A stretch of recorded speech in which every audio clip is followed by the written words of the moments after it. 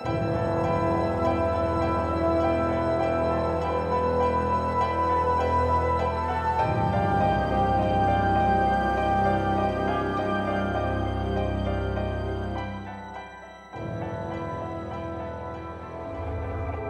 it ever be possible to read the thoughts and feelings of another human being? Maybe even put ideas into their head to have them do our bidding? Well, have you ever felt that someone was watching you, but there was really no one there? What if someone really was watching? The government is monitoring their every move, reading their thoughts, and controlling their minds.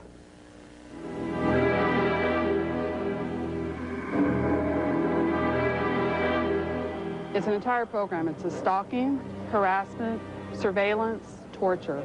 Marianne Stratton says she is a walking human experiment.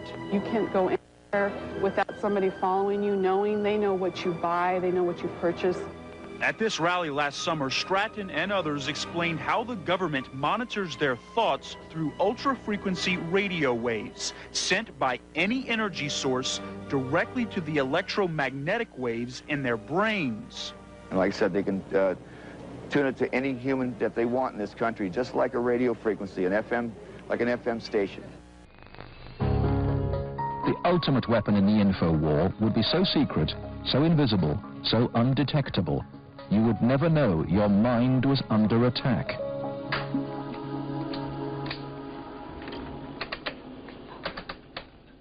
At Laurentian University in Ontario, Canada, a young student is about to undergo one of the strangest experiences of her life. They're hooking Denise's brain up to an electroencephalograph, or EEG machine. For 30 to 40 minutes, this will monitor her brainwaves, while these electric coils attached on either side of her head will immerse her brain in an electromagnetic field. Her brain actually completes the circuit between the two coils. The field pulsing through her brain is less powerful than one given off by a digital clock radio, but acutely controlled and focused at specific parts of the brain, it will open Denise's mind to outside suggestion by this man. We're going to do a switch to see if it's right left hemisphere. Use your frontal temporal. Dr. Michael Persinger is a professor of psychology and neuroscience. He is designing ways to put the power of mind control to good use. Dr. Persinger's tests suggest that carefully programmed electromagnetic frequencies can tap into individual brains and influence people's emotions. The cognitive processes of the human brain are really quite simple. And if you understand how they work, you can make entire populations think and decide the manner in which you wish. Many experts are skeptical of such an Orwellian scenario, but Persinger thinks the implications are chillingly real. Suppose you generate a field that produces fear, fundamental fear, in large numbers of people. And then, over the television, more traditional ways, you say, the reason we're having this fear is because of this particular group. And now you start to move the population believing in a direction that you wish. To influence 250 million people, the equivalent of the entire population of the United States, may not be that difficult. According to Dr. Persinger, we already have the technology, satellites and television and radio transmitters. Mind control may already be happening. We know the mysterious PSYOPs plane can beam persuasive sounds and pictures into people's television sets. Will it someday beam disturbing frequencies directly into the mind? Mind control will be the ultimate non-lethal weapon. The promise of truly bloodless war may come only with the most devastating weapon of all. If the human mind and will become the battleground of the future, War 2020 may be won without so much as a whimper, let alone a bang. And that is the ultimate goal of psychological operations. We're able to basically win a contingency, I wouldn't call it a war, without firing a shot. Radio frequency devices can be used as weapons against the human mind. Is the United States military working in the field of electronic mind control? Officially, the Department of Defense will not comment because the subject area is, quote, too sensitive. But CNN has learned from this government scientist, who did not want to be identified, that a Navy laboratory conducted research into the use of an RF device for counterterrorism and special operations. 24 people mysteriously fell ill last year while working at the U.S. Embassy in Cuba. Now, doctors say they found strange changes in the brains of those victims, according to the Associated Press. The 24 embassy employees and their spouses suffered damage to their hearing, vision, balance, and memory starting last year in Havana. Officials thought the workers had been subjected to sonic attacks as they reported hearing loud sounds in their homes or hotels that made their ears ring. The AP reported Wednesday, December 6th, that medical testing found physical changes in the victims' brains, specifically regarding their brain's white matter, which transmits information between cells. Doctors aren't unsure how these changes were made to the white matter. The study also showed that RF signals could dissolve certain types of rat brain cells at a distance, causing disorientation and nausea. According to the scientist, even though the program was successful, the government never followed up on it. Dr. James Frazier did electromagnetic research for the U.S. Air Force for many years. At one time, he proposed a battlefield RF weapon system. You could make an antenna that would be carryable by a helicopter, and that this could be expected to produce a wide variety of symptoms, actually, by humans who happen to be standing in the beam. According to Dr. Frazier, the Air Force never followed up. Lawrence Livermore Laboratory, another RF weapons concept, is nicknamed the Brain Bomb. According to the book Star Warriors, the Brain Bomb would focus a nuclear blast into a huge pulse of low-frequency RF energy that would stun huge numbers of troops. The Department of Defense will not comment about if American RF weapons development is going forward.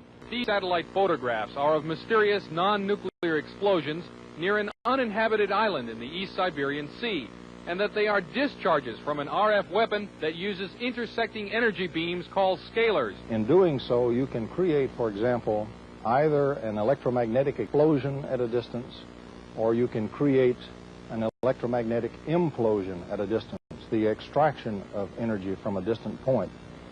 This would look like a cold explosion, so to speak. And I believe the thing on April the 9th, 1984, off the coast of Japan, that involved several 747 jet airliners, I believe that incident was a test of a cold explosion weapons. At least it met all the characteristics. Pilot Doug Happ was in one of the 5 airline crews that saw an incredibly large cloud rising from the moonlit overcast below. It looked like a plate coming up through an overcast, but it just kept expanding. As it got higher, it was apparent that you could see right through the middle of it, so it looked like a big smoke ring. At the time that we first noticed this cloud, we weren't sure what to do, and we took no evasive action because we didn't know which way to go. And I think eventually we either ran through it or it completely engulfed us. Happ says when his flight reached Anchorage, Alaska, it was checked for radioactive contamination. None was found. Dr. Bass and others feel the most likely form of RF weaponry would be high-powered microwaves, similar to a focused, ultra-high-intensity radar beam. It would literally cook humans and knock out computers and electronic surveillance and communications gear.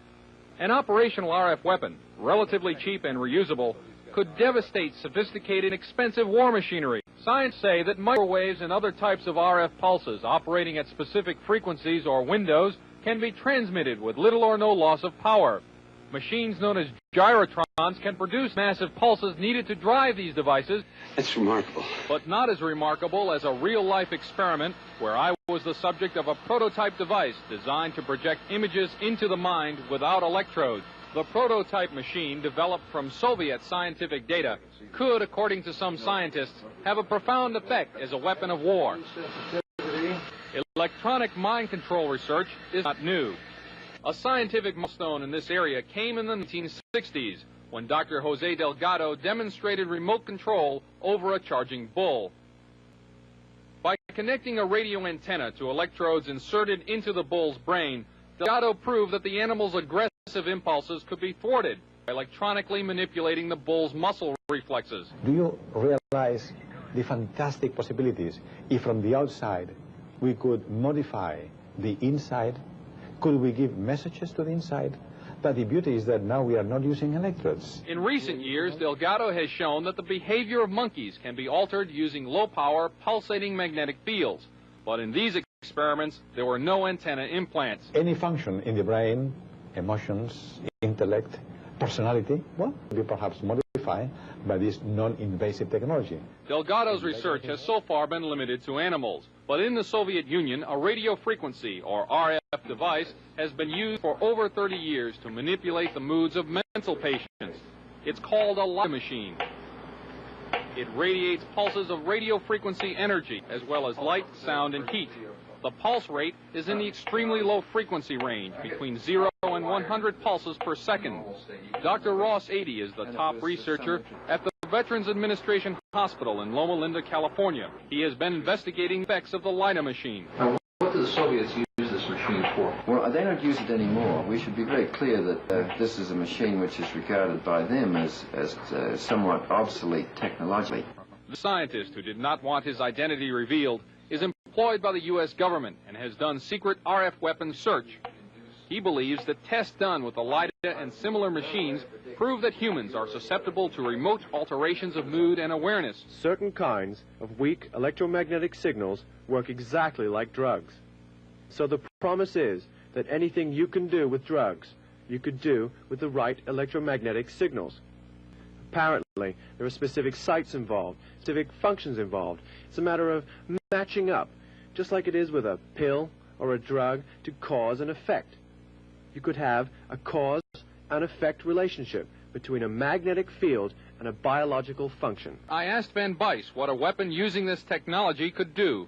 Induce basically what would be considered hallucinations of people, direct them to do things against their so-called better judgment.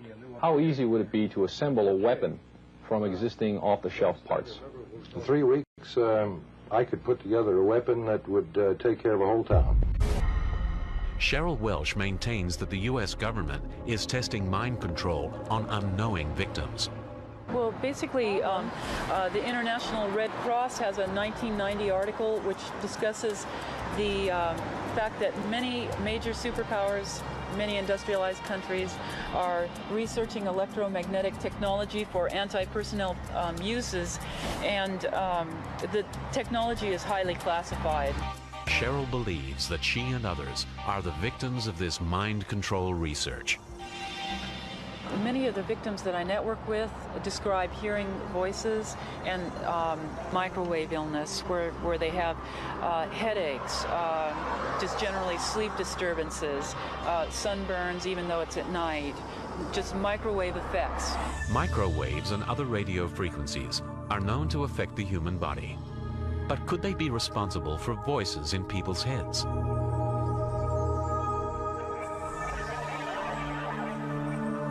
In Chicago, Illinois, a world authority on microwave hearing shows how it could work. I'm hearing a microwave pulse like a click. Now it sounds like a chirp with a tonal quality to it. Professor James Lynn is hearing sounds that aren't there. But he's not crazy. Pulses of microwave energy are being generated and fired at him from behind. Microwaves can be heard depending on the individual, depending on the hearing acuity of the individual. Individuals with fairly normal hearing can hear microwaves at quite a low level. Voices. That's how they get you. The spooks have developed a technology called synthetic telepathy. Sounds like ghosts inside of you. They beam a frequency at you and let your skeleton conduct the voices like an antenna. They've targeted individuals for experimentation. The energy of the absorbed microwaves causes brain tissue to very slightly heat up and expand, causing a pressure wave to be picked up by the hearing mechanism in the inner ear. Brain is an electrical organ. It is susceptible to electrical signals. Since microwave is electrical, therefore, in principle, one could embed or encode information in the microwave signal such that it could be perceived by the brain. Jesse Ventura has his doubts that the HAARP antennas can broadcast radio waves that influence people's thoughts. But Nick Begich is prepared for the skeptics. Now, Dr. Nick Begich is showing him how the HAARP transmitter can send a signal directly to his brain. Wow. So what did you hear? Well, I heard music, right. But it's strange because I listened to try to figure out where the music was coming from, and it seemed like right here. Right. It sounded like I was hearing it almost through the top of my head or my forehead. Right. In the case of a microwave auditory effect, the source is electromagnetic. So if you expose the biological tissue to a pulse of microwave energy, the tissue expands and induces a vibration. Instead of going through the middle ear, the microwave-induced vibration gets propagated to the inner ear directly, and at the inner ear is converted to electrical impulses again. And in this case, a vibration in the human tissue, if the tissue is the head, for example, will fall within the auditory range of the human. It's not new. I realize that nothing we've been doing is new. We haven't been tapping into new areas of the brain. We've just been awakening the most ancient.